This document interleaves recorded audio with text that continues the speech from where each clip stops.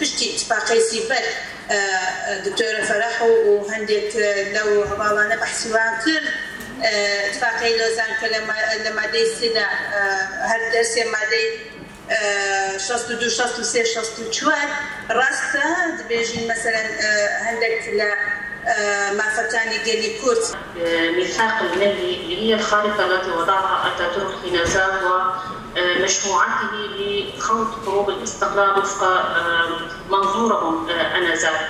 اليوم في مجازر طبق بحق شعوب المنطقة. هنا نشاهد أمثلة كثيرة وحية في عفرين، في رأس العين، في كريسبي، شنغال وغيرها من المناطق. لكن اليوم حالة الانقسام الموجودة بين الشعوب تساعد هذه السياسة بأن تمضي قدما إلى الأمام وتحقق خطوات ملموسة في هذا المنحى. اليوم ما هو المطلوب منا حتى نستطيع أن نقف أمام هذه السياسة ولا نكرر اتفاقية لوزان جديدة ونريد إلى خارطة الميثاق الملي التي عملت عليه الأتراك وما زالوا يعملون عليه. بقناعتي إلى اليوم يتم طرح هذه القضية بشكل كبير جدا من قبل المكون الكردي، لكن لا نشاهده من قبل الدول العربية. تم تقسيم الكرد بين 4 دول رئيسية، لكن تم تقسيم العرب أيضا بين 22 دولة أو 23 دولة، لكن ما نشاهده اليوم هو تمسك دول وشعوب المنطقة بهذه الحدود المرسومة والدفاع عنها كأنهم من ساهموا برسم هذه الخرائط، وكأن هذه الحدود المرسومة هي تعبير عن هوية هذه الأنظمة والشعوب والحكومات.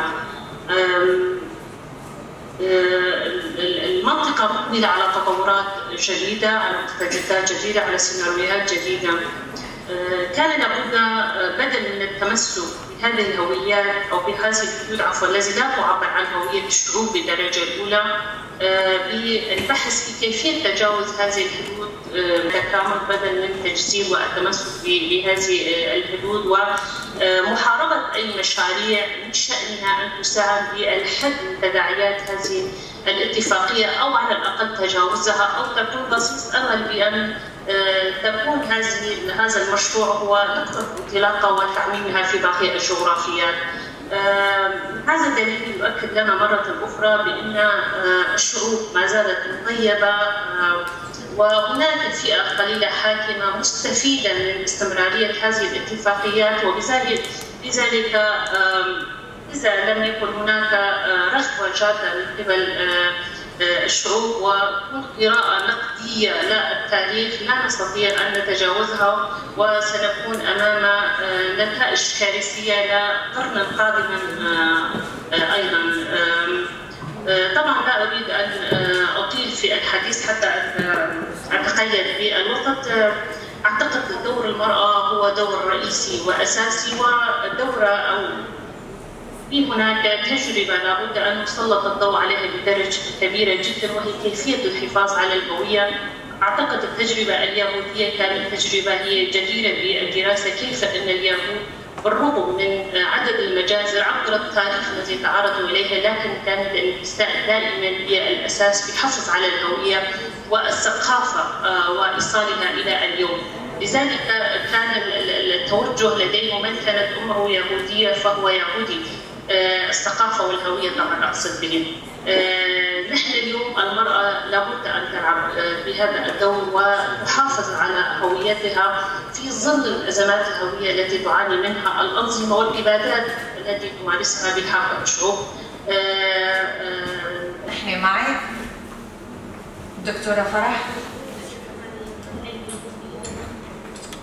الخلايا كانت معتبرة وكان في إضافة للمحاضرة، وحتى ما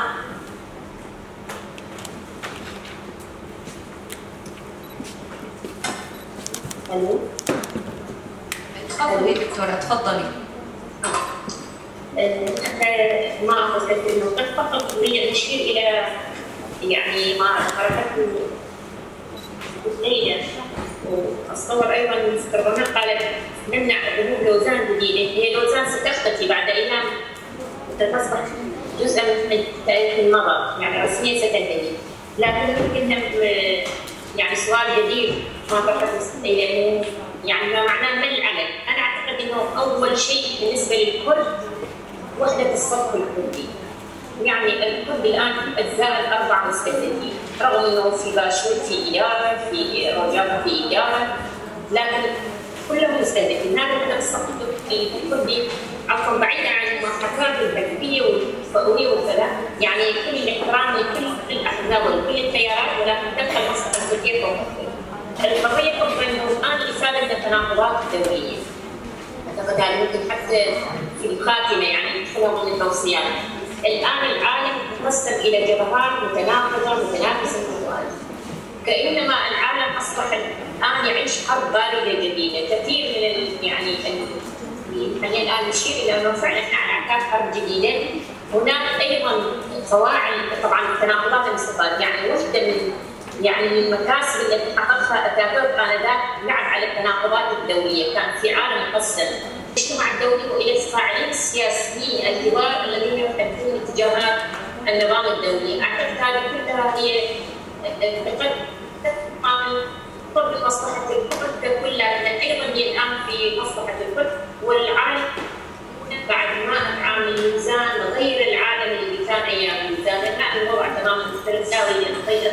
شكرا لكل الملاحظات، كانت كلها معتبره ومهمه، وشكرا لاداره الجلسه، وكنت سعيده بالوجود معكم في هذه الجلسه، ان شاء الله حفظ. شكرا دكتوره فرح صابر. بهالشكل نحن وصلنا لنهايه المحور الاول اللي هو حقائق تاريخيه، رح ننتقل للمحور الثاني لكن بعد الاستراحه. تفضل.